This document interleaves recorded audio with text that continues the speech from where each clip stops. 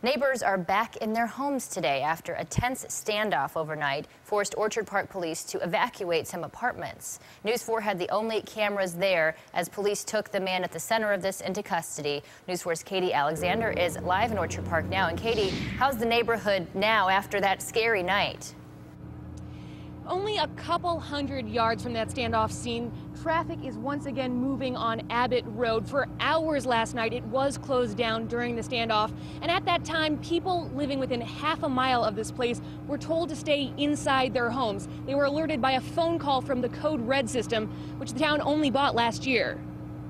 We have a situation, and we are requesting residents in the area of Berg and Abbott Roads to remain in their homes until further notice.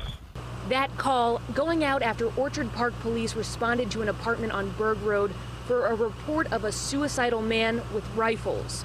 Our SWAT team, Hamburg SWAT team, responded. The negotiation team from West Seneca responded. Lackawanna came. And they got to work securing the area.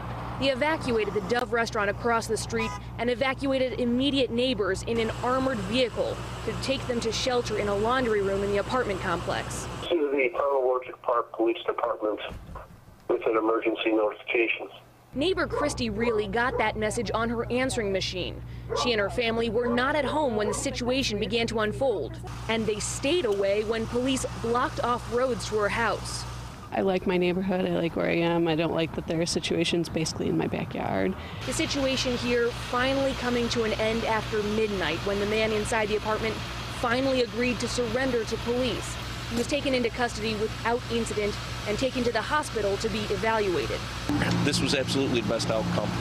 The police chief and neighbors say it was a very successful use of the Code Red system, a relatively new way to reach residents here. I think it's great. With the storm in November, we had so many alerts. This is the first time we've used it for a barricaded suspect. The police chief says there will not be criminal charges brought against the man involved in the standoff here. Officials consider this a medical or mental health issue.